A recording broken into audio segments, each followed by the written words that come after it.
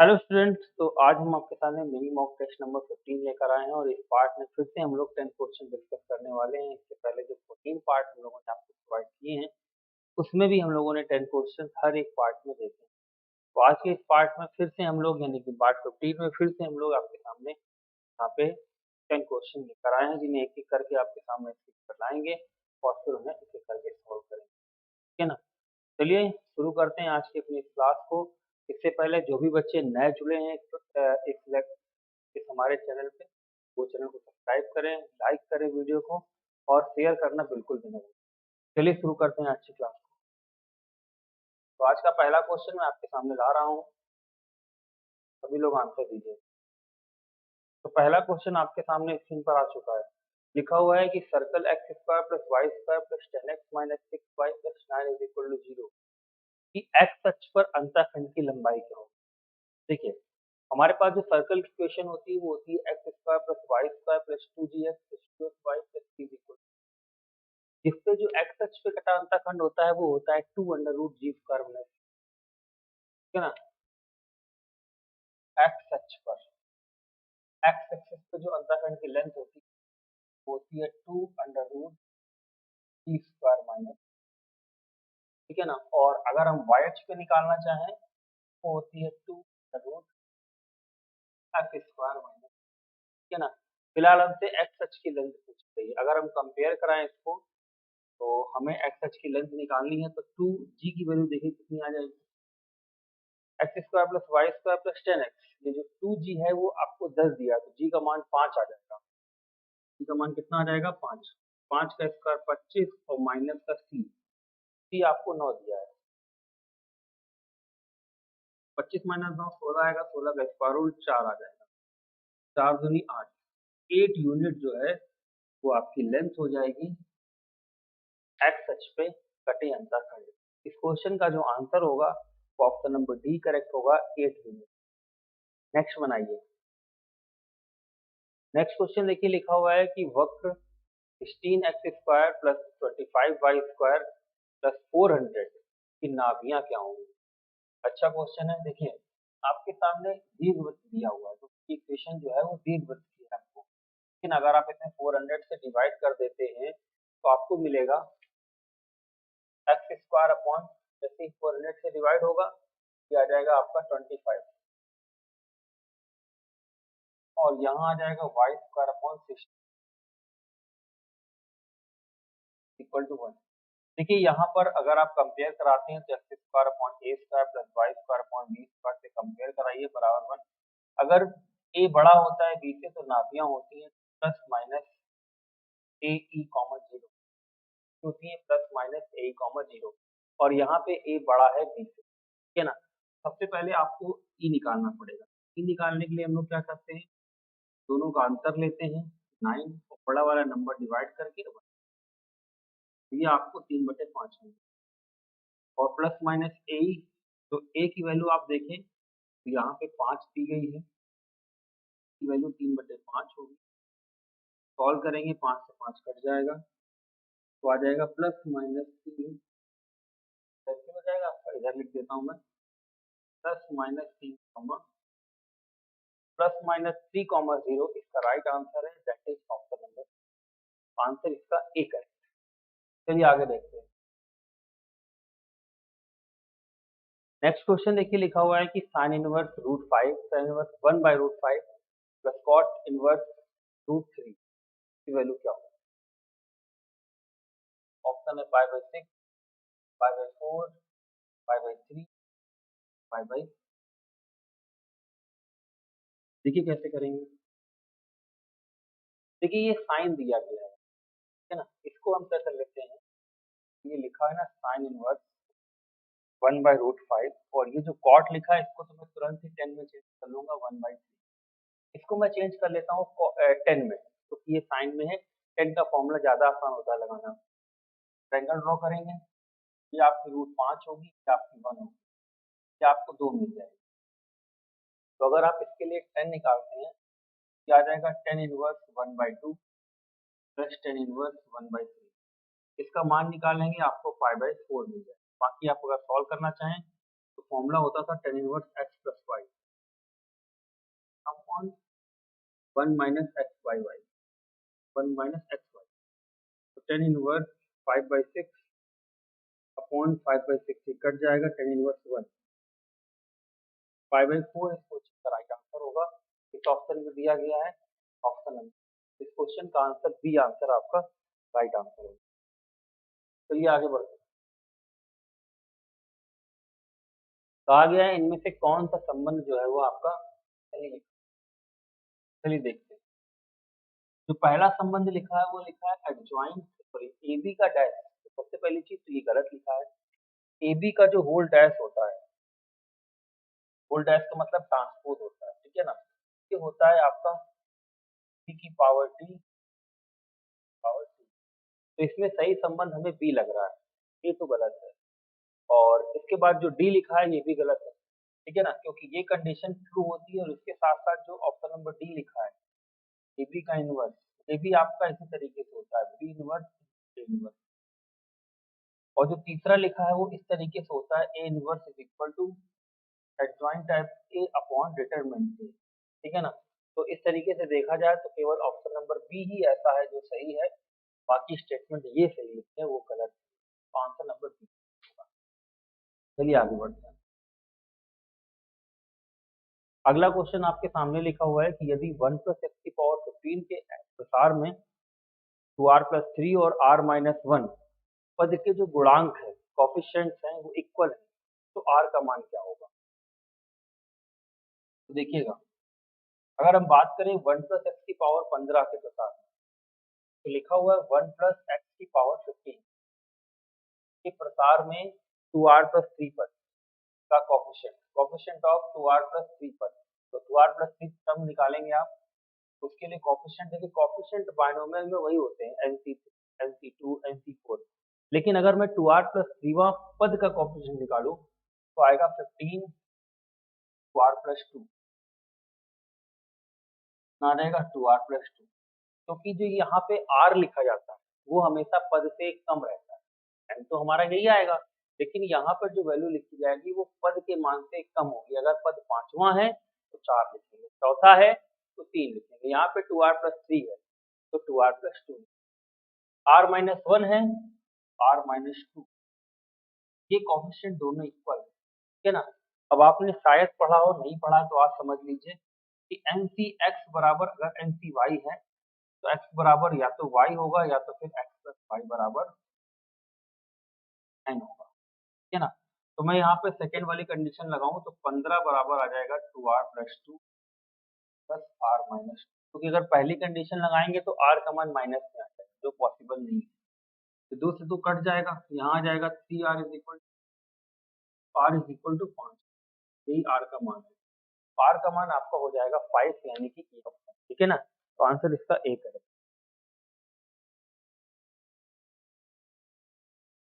लिखा हुआ है कि NPR is equal to 720, NPR what is R, R का मान क्या है? अच्छा क्वेश्चन है, बताइए भाई क्या होगा।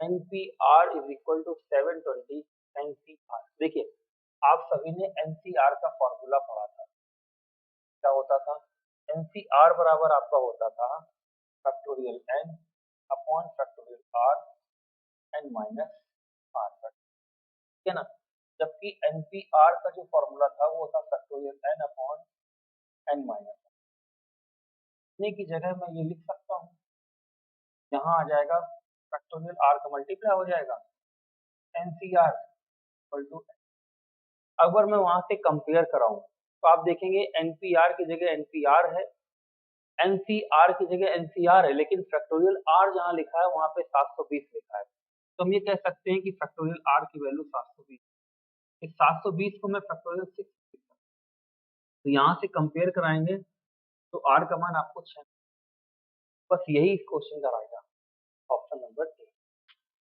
चलिए अगला बनाइए।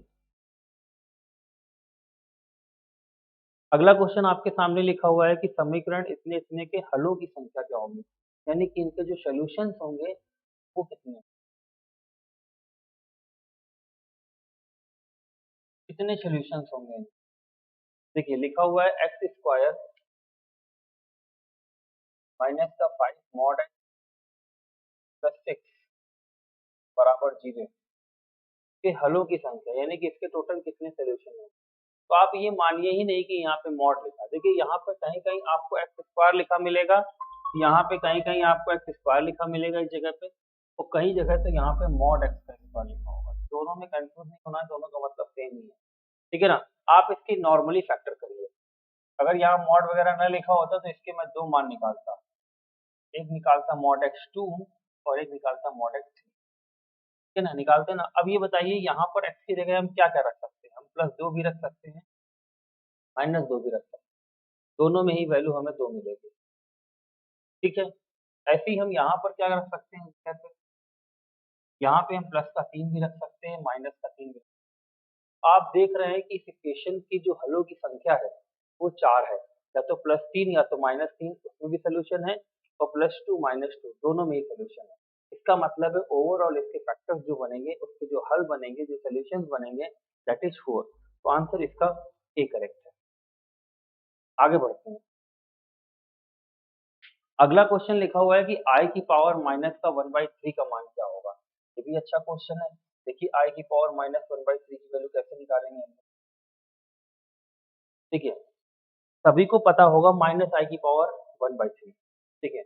अगर माइनस आई को मैं चेंज करूं ध्रुवीय रूप में, इसको हम लोग पोलर फॉर्म कहते हैं। पोलर फॉर्म में इसको हम क्या लिख सकते हैं, इसको हम लिख सकते हैं cos π/2, ठीक है ना, और प्लस लिख सकते हैं इसको, या ऐसा कर लीजिए, इसको लिख सकते हैं cos माइनस π/2 प्लस आई साइन माइनस π/2। लिख सकते हैं या नहीं लिख सकते, बिल्कुल लिख सकते हैं इसको, क्योंकि तो जैसे ही हम माइनस π/2 रखेंगे cos π/2 नॉन्टी जीरो हो जाएगा, साइन माइनस आगे आ जाएगा तो माइनस आई हो जाएगा, ठीक है ना। और इसकी पावर लिख सकते हैं 1/3।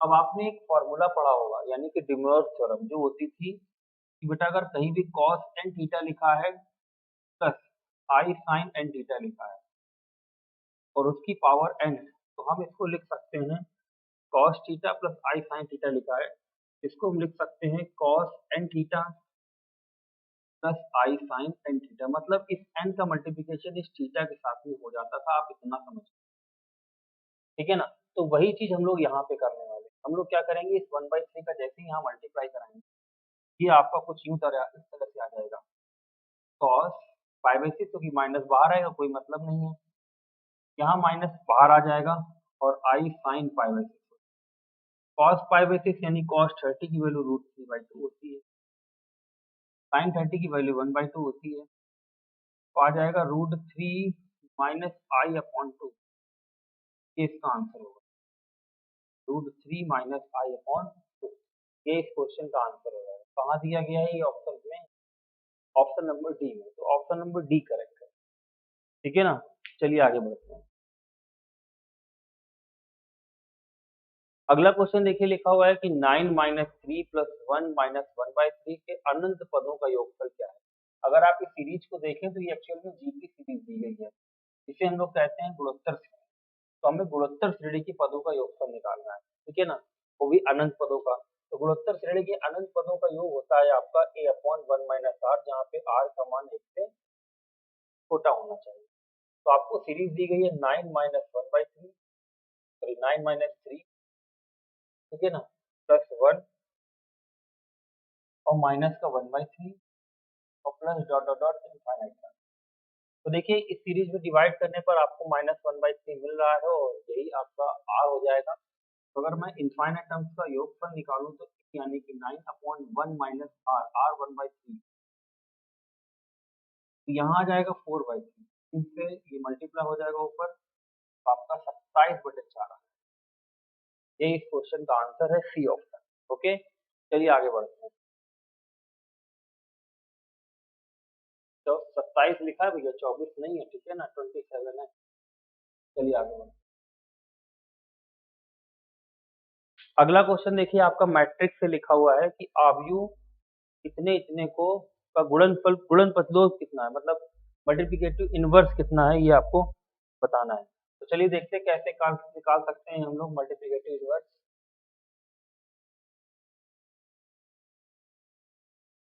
देखिए गुणज प्रतिलोम यानी कि कह सकते हैं कि ए का गुणज प्रतिलोम उसका इनवर्स यानी ए इनवर्स होता है। तो हमें इसमें ए इनवर्स निकालना है। एक तो तरीका ये है कि हम डायरेक्ट निकाल लें और हम ऑप्शन से भी बना सकते हैं। क्योंकि हमें ये पता है कि अगर हम ए का मल्टीप्लिकेशन उसके ए इनवर्स से कराते हैं तो हमें एक आइडेंटिटी मैट्रिक्स और यहाँ 2 क्रॉस 2 की मैट्रिक्स है यानी कि हमें मिलना चाहिए मल्टीप्लाई में 1 0 0 1 और ऑप्शन में ही इसका सॉल्यूशन दिया है। ठीक है ना? तो हम एक-एक ऑप्शन का मल्टीप्लाई कराएँगे और देखेंगे किसमें हमें ये मिल रहा है। जिसमें ये मिल जाएगा वो सही होगा। तो पहले हमें क्वेश्चन क्या दिया गया है? क्वेश्चन हमें दिया गया है 2 7 1 4 ये नंबर दिए गए। पहले से अगर हम मल्टीप्लाई कराएँ तो पहला ऑप्शन जो कि ये इसमें मल्टीप्लिकेशन होगा। अगर पहला ऑप्शन देखें तो पहला ऑप्शन है आपका 4 -1 -7 -2 मल्टीप्लाई कराएँगे तो जब इसका मल्टीप्लिकेशन इसमें होगा 4 दूनी 8 और ये -7 1 मिल रहा है। 1 मिल रहा है, इसका मतलब है कि ये ऑप्शन सही हो सकता है क्योंकि ऑप्शन नंबर बी में आप देखोगे तो -8 मिलेगा और +7 मिलेगा यानी कि -1 मिलेगा लेकिन हमें चाहिए +1 यानी कि 4 और -7 होना चाहिए। इसका मतलब है ऑप्शन नंबर हम बी भी काट सकते हैं और ऑप्शन नंबर हम सी भी काट सकते हैं। दोनों में से कोई भी नहीं होगा। या तो डी सही है और या फिर ए सही है। तो अब ए कैसे सही होगा ये देखते हैं हम लोग, ठीक है ना? अब देखते हैं कौन-सा सही होगा। अगर मैं मल्टीप्लिकेशन क्योंकि पहला एलिमेंट हमें वो 1 चाहिए था, 1 मिल चुका है। यहाँ वाला एलिमेंट 0 आना चाहिए तो -2 और -2 -4 हो जाएगा। ये गलत हो जाएगा। जबकि अगर हम ऑप्शन नंबर डी लें तो -2 और +2 0 आएगा। तो केवल और केवल इस क्वेश्चन का आंसर आपको डी मिल जाएगा। यही इस क्वेश्चन का आपका राइट आंसर है। क्लियर है?